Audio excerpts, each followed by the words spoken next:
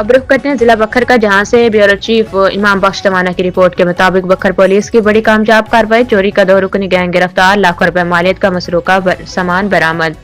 DPO बखर शहजाद रफीक ऐवान की जेर क़यादत और एसडीपीओ दरिया खान की निगरानी में एसएचओ थाना सदर दरिया खान ने अपनी टीम के हमरा शानदार कार्रवाई करते हुए चोरी की मुतअद्दिद वारदातों में मुलविस 2 रुकनी गैंग को गिरफ्तार कर लिया। गिरफ्तार मुलजमान के नाम सरमद और नसीर है, जिनके कब्जे से 7 अदद बकरे मालियती 4,20,000 रुपए,